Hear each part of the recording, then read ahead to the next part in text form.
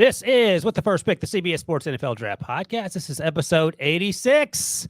I'll save you the headache, Rick. I'm going with Hines Ward as my number 86. Anything? Nothing. I'm just blank. Just sorry. That's okay. There are a lot of 86s, so Hines Ward is the easy one for me. I'm Ryan Wilson. That, of course, is Rick Spielman. And if you're watching on YouTube, it looks like Rick is on the surface of the sun. He's actually at the local library helping little kids learn how to read. Is that correct, Rick? We had some internet issues down here on the island, so the fine folks at Sanibel Public Library let me come over and set me up in a room so we could do this podcast. And I told them to put their logo on the back. There it is. And that appreciate their effort to get me set up here, which was a little bit of a scramble, but that's what I do. I solve problems. And, you are a problem solver. No doubt about it. I give you credit for that. You don't come across as a problem solver. You're a problem solver. And by the way, I thought you were going to say you, in exchange for the special room they gave you, you're going to let them do a 5-star review. Yeah. Well, I'm not going to review books because they're going to put up, one of them books like, I don't know, Catcher in the Rye or something like that. Then there's no Cliff Notes here. They go straight hardcore books at the library. I'm not an English guy, but do you know who wrote Catcher in the Rye? No. I think it's pretty sure it's J.D. Salinger. So if we're wrong, we'll find out about it. Yes. All right. Well, we're not here to talk books, thankfully. But today we are talking about USC quarterback Caleb Williams and which NFL teams, now that we're about a quarter of the way through the old 2023 season, are best positioned to land the franchisiest of franchise quarterbacks since who, Rick? You said on Tuesday's show that you'd have to go all the way back to 2012 and Andrew Luck before you find a quarterback Rick would take over Caleb Williams. So think about that for a second. All right, so we'll go through the 5 teams that I think have the best shot at Caleb as we currently sit here, and Rick will give us the front office insights that have folks throughout the organization worried about things like job security this time of year due to, say, poor quarterback play, bad coaching, coping with the old injuries, the locker room infighting, all that stuff, and then some. Although, Rick, you were probably fortunate enough not to have to live through that sort of Game of Thrones type stuff this early in the season? No, we were usually, thanks to the Wilf family and how we were set up in Minnesota, was a very stable organization. We didn't have a lot of turnover. There was some coaching turnover, but for the most part, we were pretty stable on the front office side and didn't have a lot of turnover in the front office with the staff that I had. So pretty fortunate to be in a situation like I was in Minnesota. But I'm sure you heard stories in the fall as the seasons were unfolding sourly for other teams about problems in other organizations. You do, but you don't pay any attention to it because you're worried about your own problems. It's like the draft. You're in your own little bubble trying to figure out your own problems and trying to come up with resolutions on those problems. So you hear the noise on the outside, but you really never pay attention to it because there's not one team that really isn't dealing with some kind of issue internally that even may not even be public. But you always have your fireman's hat on, as we'd like to say, and you go into the work every day with your fire cap and put out a lot of forest fires, and you put them out before they become burning infernos. Yeah, like you said, you're a problem solver. You walked into that library today with your fireman's hat on, and look what it got you. Yeah. I threw on where's my logo? Other side. CBS Sports HQ logo. Said, hey, I'm with CBS Sports HQ, and I need a room. This podcast is so important that we need to get some shaking. The kids can learn to read later. Get them out. Yeah, get the kindergarten. Put them at the other end of the building. I have a podcast to do right now. By the way, and they're learning to read and count. And if you're watching on YouTube at NFL and CBS, you can see on the official With the First Pick draft countdown clock. Rick, what are the numbers? We are 203 days away from the 2024 NFL draft. That's right. And if the kids hadn't been kicked out of that room, they would have learned to count to 203, but that'll be, have to save that for tomorrow. All right. By the way, next week we'll be doing another mock draft show, so mark your calendars for that. And you missed it on Tuesday, 2 days ago. We sort of touched on it a second ago. It's our latest pop or drop. Hit on some of the top performances from college football. Also ranked our top 5 NFL rookie performances. And let's just say there's a lot of talk about Caleb Williams and a lot of talk about CJ Stroud, both in the, oh my gosh, these guys are crushing it direction. So you can check that out on the old podcast feed. And I mentioned a second ago as well, leave a 5-star review on Apple Podcasts, nominate an FBS or FCS college player, and we'll evaluate his draft prospects on the upcoming show. You guys are doing a great job with that. And, Rick, I'll just point out the first nominee we did, and it was nominated by Ethan from Oklahoma, was Dylan Gabriel, the Oklahoma quarterback. My man has been balling out. Red River rivalry this weekend against Quinn Ewers in Texas. And he has, through 5 games, thrown for almost 1,600 yards, completed 75% of his passes, 15 touchdowns, just 2 interceptions. And at 6 feet, 200 pounds, he probably is on the end of day 3 undrafted free agent range.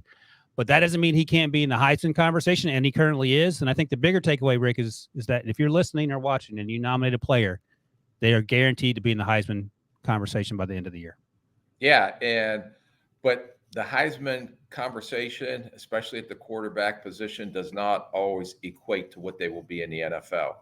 And I could go back to, and correct me if I'm wrong, that down at Miami, Gino Torretta, ended up, I think, winning a Heisman one year, but did not have a very, very good NFL career. The other one who's made a great coach at Tennessee, Josh Heupel.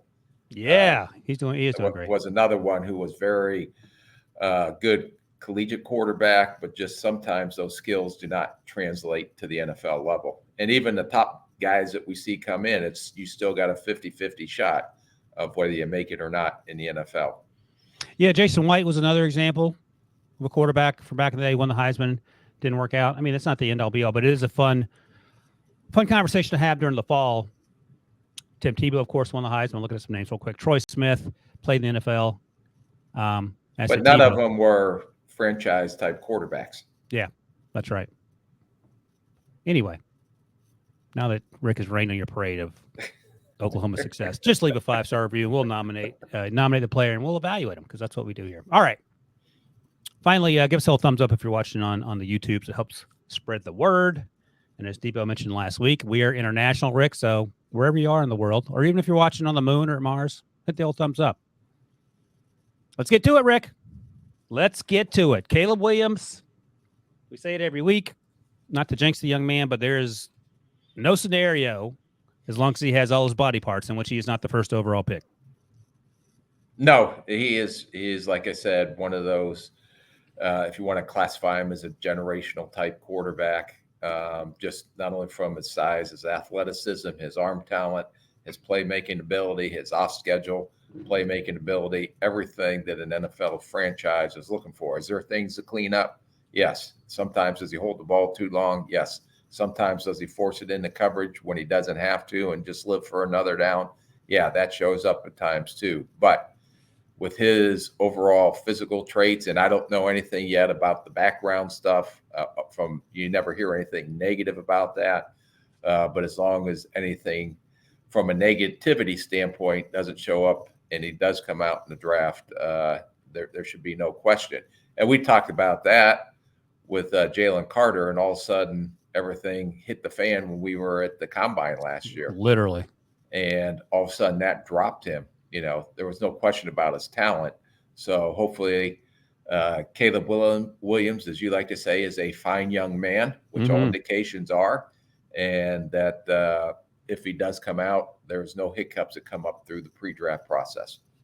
And you could argue maybe less for Jalen Carter, who fell to 9 to the Eagles, but you could argue certainly for a quarterback, had the quarterback been named Jalen Carter and was a fantastic talent, and he fell to the Eagles as opposed to going to the Bears, for example, that actually works in his favor. Jalen Carter's playing hard now.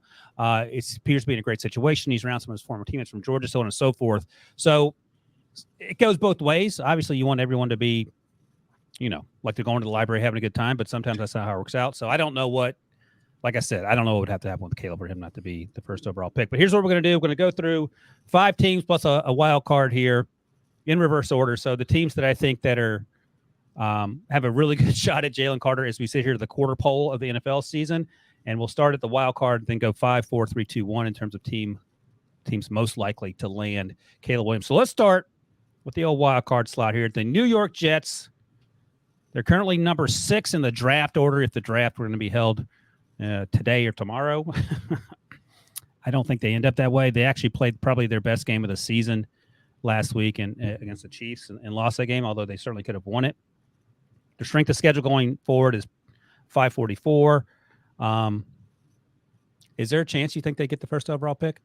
No chance at all. They have too good of defense. They have too many Yeah. playmakers on the offensive side. There's actually signs of Mr. Wilson showing up. I thought he played his best game last week, and hopefully he can continue to build off that. But they're too talented of a roster to say that they're going to end up with the number one overall pick.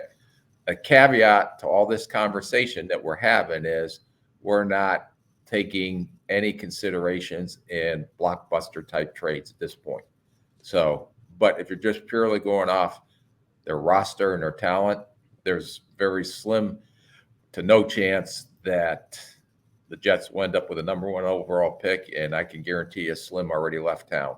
Nice. So as we sit here, Chicago and Carolina are 0-4. Vegas, Denver, Minnesota, the Jets, and the Patriots are 1-3. That's the one that I was kind of curious about.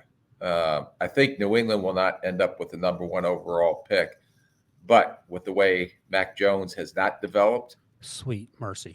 And let's say that Bill O'Brien, who coached Bryce Young at Alabama, got an opportunity to work with a Caleb Williams. I can see that more of an opportunity of a team trying to get aggressive to go get Caleb Williams than maybe a New York Jets team. So I mentioned those records because just using your gut instinct and 40 years of NFL experience, I'm adding decades to your NFL experience as we get through this podcast. Thank you.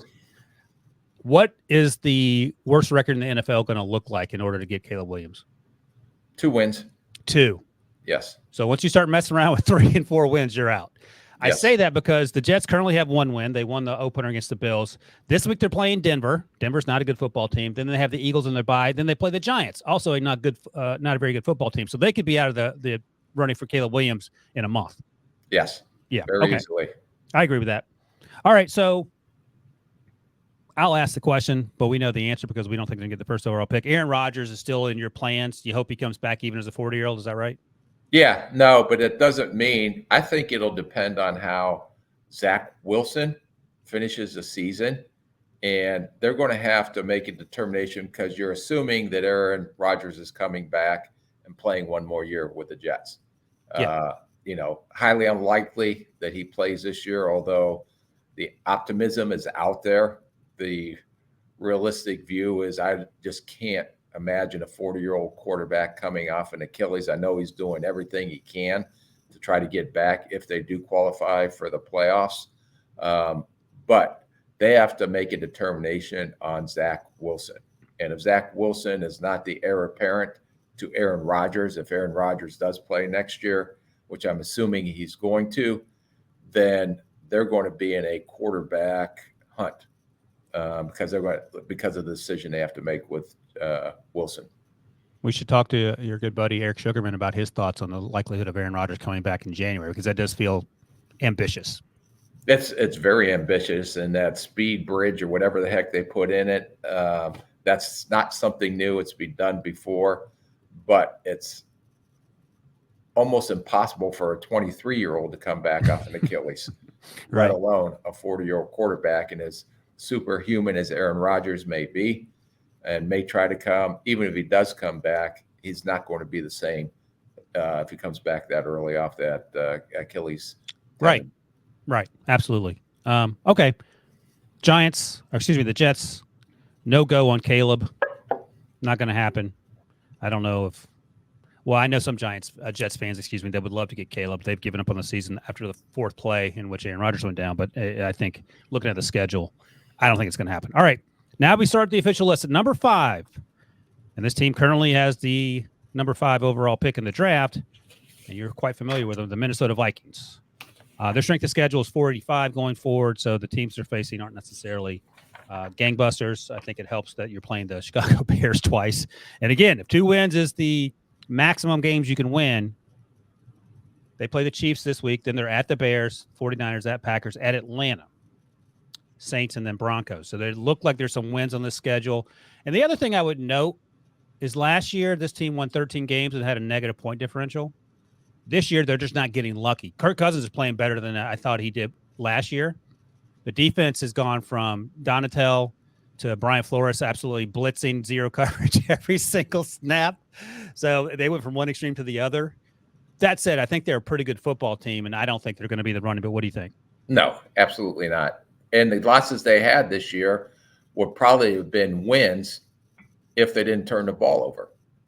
And they're getting adjusted to Brian Flores' defense, who that'll be interesting against Kansas City. Do you actually blitz, because they're the number one blitz team in the NFL right now by sending pressures? Do you do that against the Patrick Mahomes? But they will be able to win enough games, I think, down the stretch here to say that they're not going to have the number one overall pick, especially with the way Justin Jefferson's playing, who's about ready to break every record possible by the end of this season in the first 4 years as a receiver. They do have some players on defense. Daniil Hunter can still rush the passer. Harrison Smith had a monster game last week. Stackmaster Harrison Smith. Yeah, and brought him closer to the line of scrimmage to do what he does best.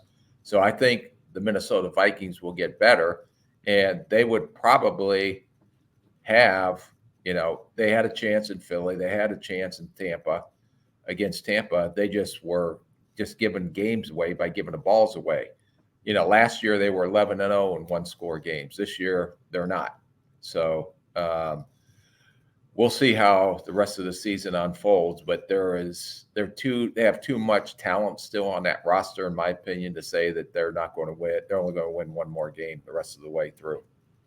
Yeah, I want to see how this plays out, because you get to a point, and again, you say this all the time, you're not tanking football games and you're just thinking about one step ahead of you. You're not trying to look into the future. But you would hate on some level to be in a situation where you miss out on Drake May because you won. Well, I say this, you win a meaningless week 17 game. But that said, I just said on Tuesday, Lovie Smith won the final game of the season. They got C.J. Stroud, which is exactly who they needed. Yeah, no, you never know. So it actually worked out great for Houston that they had the number 2 overall pick as we look at it today. Who knows if they had the number 1 overall pick, which direction they would have went. So, but sometimes you look at it, and sometimes it's just luck in this thing too. And they've done a phenomenal job with C.J. Stroud, what we talked about on the Tuesday show, and Bobby Slowick, his first time as an offensive coordinator. And DeMeco Ryans is doing a phenomenal job getting those players to play hard. They fly around on defense. They brought C.J. Stroud along a lot faster than maybe people anticipated.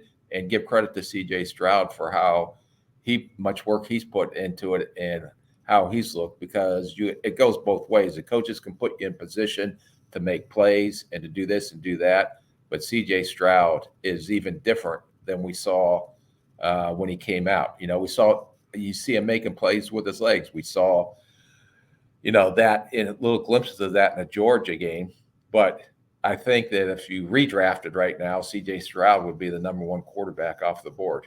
If you didn't take C.J. first overall, you're getting fired immediately. I mean, that's a layup. Yeah, and you got to look at the situation they're in.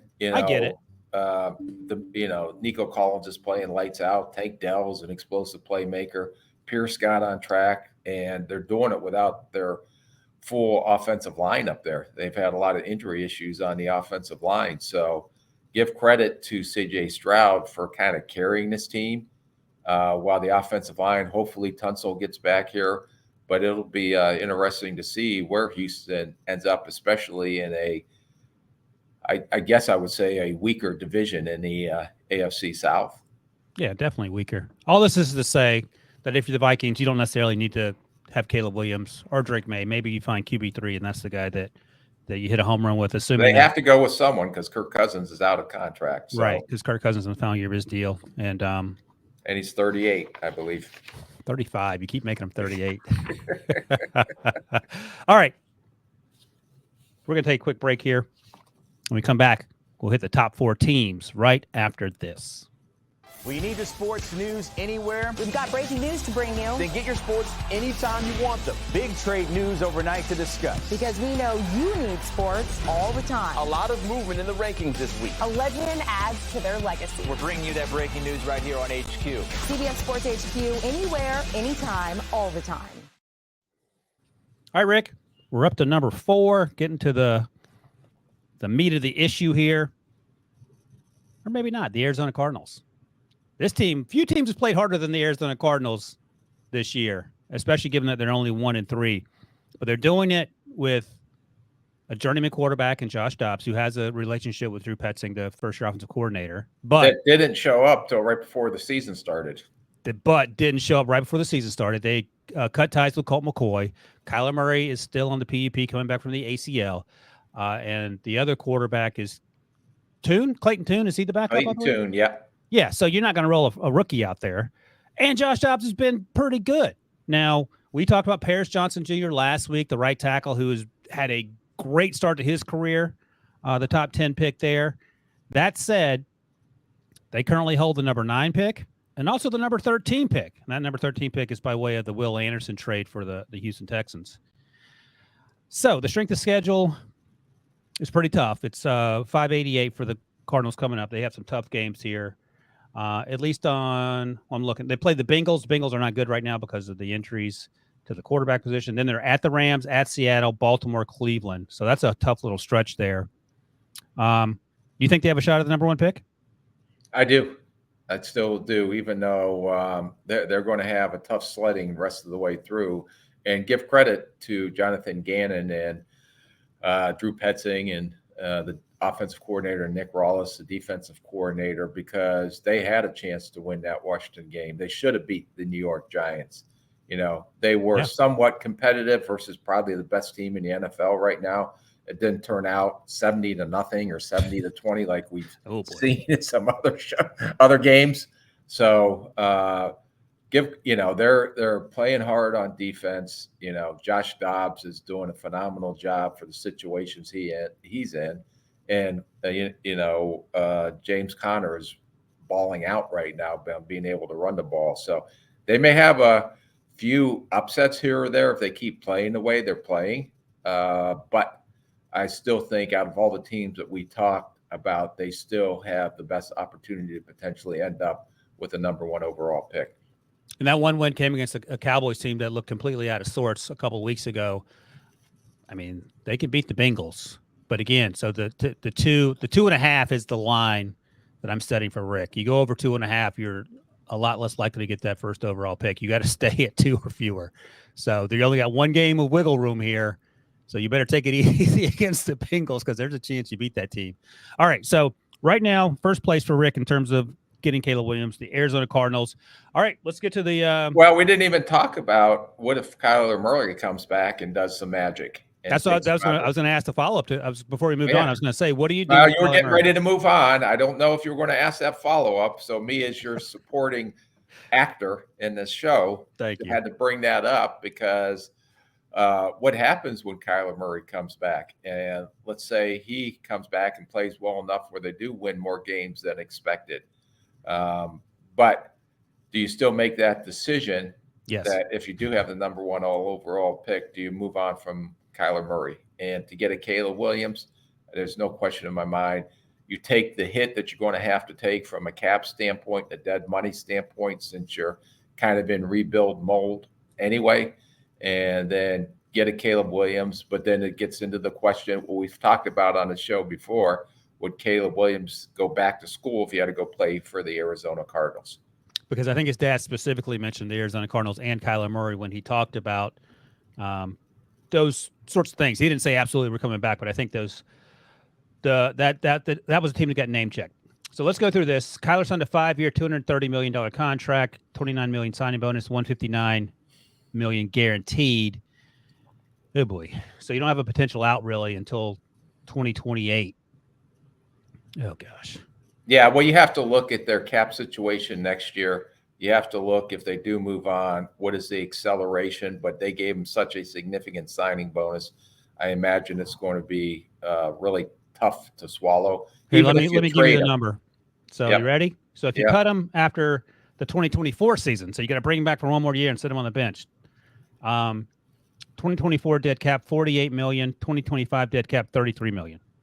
That's a lot of cap space. That's not alive. Yeah. But if you look at it, is it worth it? Because Caleb Williams is going to be on a rookie contract. let me ask you some details, some general manager details. So let's say you can trade Kyler and the team wants you to pay some of Kyler's contract. How do you have those conversations? That's had a lot of conversations like that. It seems like that's kind of the way the NFL is leaning, and you may see some of those conversations coming up before the trade deadline this year, is that we will give you maybe a little higher pick because now teams are more worried about what their cap situation is going to be like next year. So if a team is willing to take a chunk of that money, then maybe we'll give you a higher pick. If we're going to have to pay a majority of that contract, then I want a lower pick for that, if that makes sense. Yeah. So if I got to pay $10, I will give you a third round pick. If I got to pay $20 of that contract, then I'm not going to give you a third round. I'm going to give you a fourth or fifth round pick. Gotcha.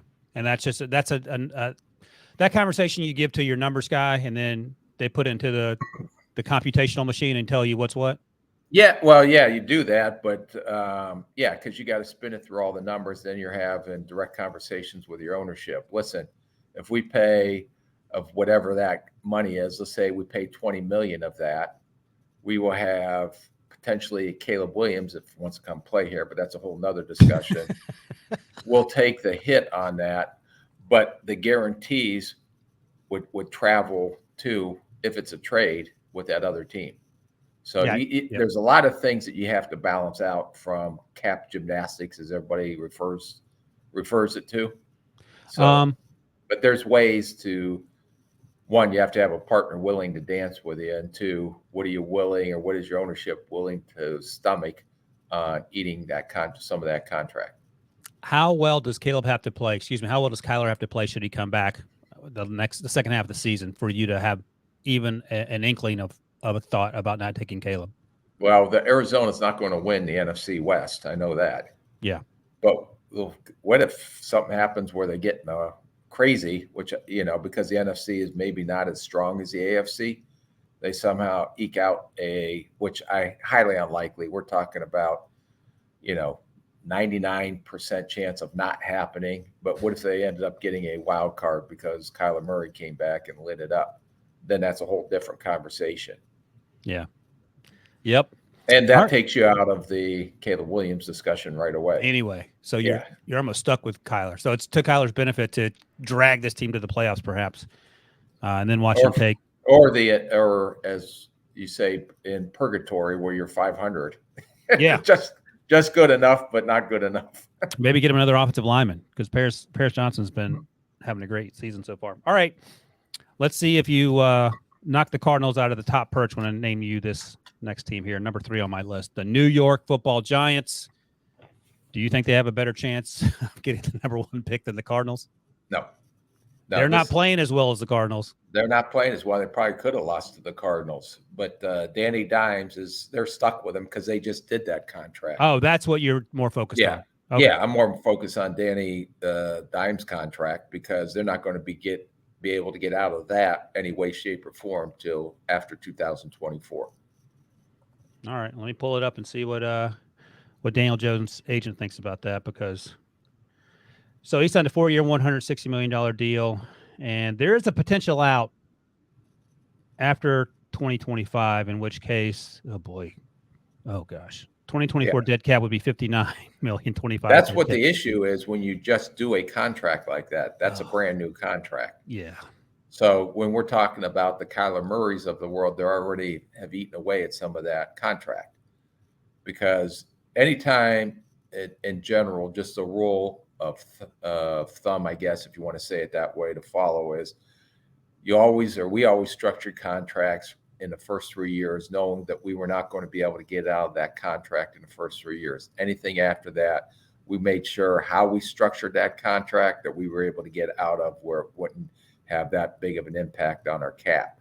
So you can inflate the numbers on the back end to make the agent look good. And okay, God, you give this guy all this gazillion dollars, but none of that's guaranteed. So after the end of the 3rd year, you're able to get out of that contract and actually save money. It's just inflated because of the non-guarantee portion of the contract, which may be the paragraph 5 or the base salary, it can look like, $20 million, but none of it's guaranteed. So it looks like you owe $20 million on the cap, but if you cut him or trade him, then that $20 million is gone.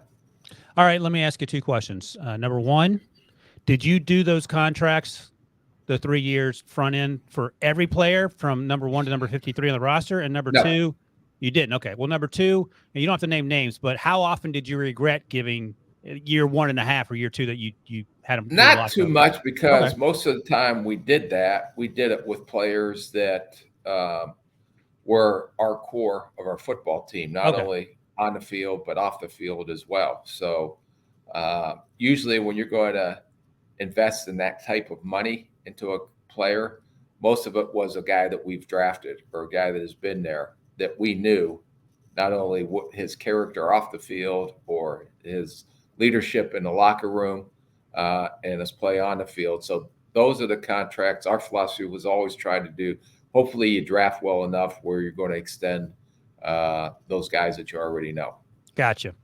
All right. So the Giants currently have the number 10 pick. They're playing like one of the worst teams in football. Let's say, just for the sake of conversation, they get the first overall pick. They can't financially move on from Danny Dimes. What are you doing? I mean, this is the worst case scenario. Boy. Well, if you're number 1 overall pick, I mean, if you don't take Caleb Williams, the Giant fans will just absolutely destroy you, because I don't think anyone's very excited about Daniel Jones and the way he's performing right now. So Do you have to take him? Well, those are the discussions that you're going to have. Would you take him? Let me ask you this. Would you pass up a franchise quarterback? You can't pass him up. Absolutely not. That's too good, hard of a position to find. And if you have an opportunity, if you think that guy is your franchise guy moving forward, then you just have to do what you have to do. So, right. So you have to do what you have to do. And it's hard, because then, Daniel Jones knows that his time is limited there. And, but it gives you an opportunity for Caleb Williams to maybe come along slower. But how long do you keep a talent like Caleb Williams on the bench? And then you have the most expensive backup quarterback in league history. And I was going to say, how do you get out of the having your hands tied behind your back salary cap hell you're in by having Daniel Jones sit there? You're trying to move him. You probably can't.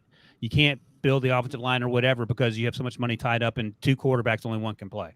Yeah, no, that's a nightmare scenario. That's why I'm glad I'm doing podcasts. Oh, man.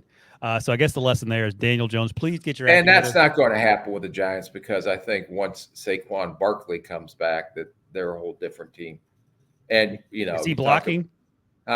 Is he a blocker? Because they need some of that. No, but, Jones can't turn the ball over like he's been. Yeah. And last year, we forget it's the roster with some additions that actually went into Minnesota and beat the Minnesota Vikings and won a playoff game last year. Yeah, they need the tackles. I think Andrew Thomas needs to get healthy. Evan Neal needs to play better. Darren Waller needs to get healthy. Put Jalen Hyde on the field, just let him run go right routes. Do something, because that offense is so stagnant right now. They're better on paper now than they were last year, but they look nothing like that team. Right. You boy. All right. So you still give the Cardinals the best chance out of the Cardinals of the Giants to get the first overall pick, correct? Yes. All right. All right. Let's take a quick break. When we come back, we'll hit the top 2 teams and see if Rick changes his mind. Wake up to football highlights and news from around the world with the one and only Morning Footy team. Rise and shine, football fans. Welcome to Morning Footy. Start your all-day football craze with Morning Footy, part of the all-new Golazo Network. All right, Rick. We're getting into the thick of it now. This could be a sea-changing moment in our conversation about who gets Caleb Williams. Number 2 on the list, they currently have the 4th overall pick should the draft end today, the Denver Broncos. Ooh, very interesting. You mentioned the 70-20 game. You didn't mention names. The Denver Broncos were involved in that game. I won't tell you on which side of the ledger they were on, but let's just say there's first-round Caleb Williams conversations being had. Now, Russ Wilson's playing better, but this team is nowhere near where it needs to be. The defense is, I don't know what's going on with that defense. My word, Vance Joseph, I'm praying for you because you need a lot of prayers your way to fix what's going on there. They tried to lose to the Bears. They came back and won that game late. Are you willing to replace the Arizona Cardinals in the Caleb Williams conversation with the Denver Broncos? Yeah. Now, here's the situation in the Russell Wilson contract, because I did do some homework on this one. So if they trade him, let's say they trade him, because you're not going to cut him. But if you trade him in 2024, you got $68 million in dead money and $32.6 million against your cap, and you're already right now projected $13 million over the cap. So you're going to have to do a lot. And you can't move on from Russell Wilson because of that contract, because that'll just devastate you. You have to be as creative as you possibly could to try to make everything fit under the cap. Because last year, you remember, they didn't have a lot of draft picks. So they went out and signed McGlinchey. They went out and signed Ben Powers from Baltimore, McGlinchey from San Francisco. Sean Payton started to bring in his New Orleans Saints guys. They've traded for tight ends. The kicker. Will Lutz. Yeah, Will Lutz. So they have done a lot adding to this roster through free agency because of the lack of draft capital. But they have so much help they need on defense, but they're 32nd in almost every category I looked at. They're giving up 20. They've given up 20 offensive touchdowns, which at a historic rate. Maybe 19 of those came against the Miami Dolphins, but it's. And then you got to look. This week they also just let Randy Gregory go, and they're having to pay him. They're going to have to pay him because he had $14 million in guaranteed. So it would be extremely, extremely creative if this scenario happened on how they get around it all. And it sounds like it would be worse in Denver than it would be with the New York Giants should they have the first overall pick and you take Caleb Williams, because you have even less wiggle room financially to build around Caleb, correct? Yes, yeah, because Russell Wilson's contract's a whole different animal than Daniel Jones. Well, this team is currently 1-3 by virtue of the fact they beat the Bears. And if you're watching on YouTube, you can see their schedule coming up. They have the Jets. Who knows who wins that game? Chiefs, Packers, Chiefs. Oh my God, they made them play the Chiefs twice in 3 weeks. Then they get at least they get it over with early in the season before the bye. And then they were kind enough to get the Bills coming out of the bye. Even that Texans game in Week 13 is no longer a cakewalk. Nope. No. So there are a lot of tough games on this schedule. I feel like they're going to win more than 2. They'll win 2 more games. Yeah, well, you got to look. They were competitive in the first 2 games. They actually should have won those 2 games, and it wasn't because of Russell Wilson. It was because of the defensive letdown. Right. And watching tape on them, I mean, they are so undisciplined on the defensive side of the ball. And just from an assignment standpoint and people not exactly knowing where to be when they line up, which is a problem. Maybe they get better on defense. They actually made some plays to win that game against the Chicago Bears. A big 4th down stop when why you wouldn't kick a field goal. That's a whole nother discussion. Yeah. And then that is. But they also, you got to look at Justin Fields, who has struggled through this whole time, all of a sudden came to life against the Denver Broncos defense and had maybe one of his best games of his career against that defense. His only 300-plus yard passing game. Of course, he had the one play that crushed him with that fumble towards the end of the game. You mentioned the decision to go for it instead of kick the field goal. The funny thing is the analytics, and the analytics department catches a lot of flack from the hardcore football guys. Analytics said kick a field goal there. But again, that's a conversation for another time. So you think Denver has a better chance than the Cardinals or no to get the first overall pick? No. Okay. And looking at the schedule, they're going to get at least 3 wins. So it's still Arizona. They'll end up close to 500 before it's said and done. Oh boy! Now I think you're due a drug test if you think that's the case. So we're ranking here. Arizona is the Rick's pick right now. Who's second, the Giants or the Broncos? Broncos or Giants. I don't think either of them are second. They're both not going to be close. Right. If we're just ranking the teams we've talked about. Yeah. Okay. All right. Time for number 1. I don't think this is going to be a huge surprise. We just talked about this team and finding new and inventive ways to lose. The Chicago Bears. The Chicago Bears clearly hold the number 1 overall pick. They are fortunate to have the number 2 overall pick by virtue of the Carolina Panthers. Now, the Panthers could get the first overall pick, but they have Bryce Young. They're not moving on from that. Let me ask you that quickly. So let's say you're Carolina. Oh, it doesn't matter because the pick goes to Yes, yeah. So they don't have to worry. They don't have to have that conversation. That's a good thing for them.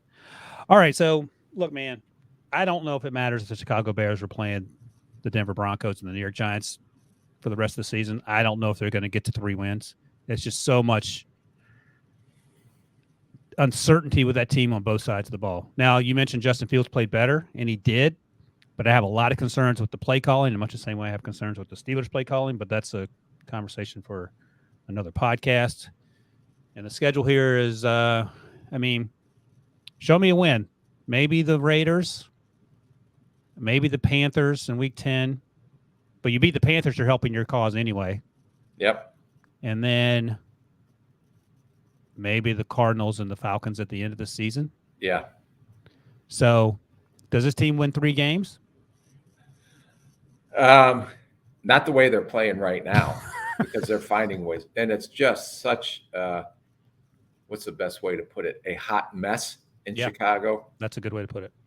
Because they went out and spent money on the defensive side of the ball. They went out and signed Edmonds and TJ Edwards from Philly, Edmonds from which they spend a lot of money on 2 linebackers, which I don't know, and didn't address really the pass rush, although they signed Njoku late. Let me check. I know they let me ask you this while I look that up. Getting a time machine here. Darnell Wright's been Yannick. good. Yeah, Yannick's on. They signed Yannick. Oh, Yannick Ngakoue. Gotcha. Ngakoue, yeah. Darnell Wright, the rookie they drafted 10th overall, has been pretty good. Like I know I liked him a little bit more than you, but he's holding his own. Would you have rather had Jalen Carter at 9?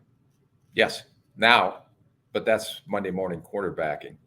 But at the moment, even let me ask you this: you watch both of them, I'm assuming. Just if you were the Chicago Bears at number 9, was it worth it at that point, knowing the background that we had on Jalen Carter, to take him at number 9? I hesitantly say yes, but the other issue is, and we talked about it at the top, fit matters and culture matters, and there doesn't seem to be a culture in Chicago. It sounds like Chase Claypool might be getting released, according to some reports. He's been inactive. Last week, they sent him home. Matt Eberflus didn't want to talk about why. That doesn't happen in Philadelphia with Howie Roseman, with Nick Sirianni, with all the Georgia teammates around him. So on paper, yeah, it's a layup, but this defense has been so bad. That said, this offense has been pretty atrocious too. So I don't know if it makes a difference. I would have taken Jalen Carter if there was infrastructure in place around him, but I don't know if Chicago could provide that because they can't seem to do anything right. Yeah, right now, like I said, it's a hot mess in that locker room.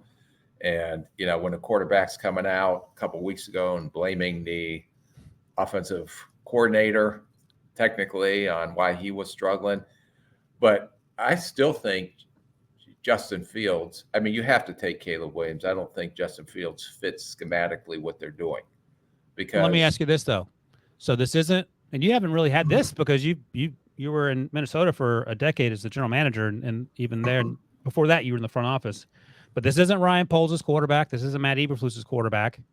So you know how those conversations go. Well, we need our guy. Right. And they'll get I think they'll get a shot to get their guy. I think Ryan Poles will.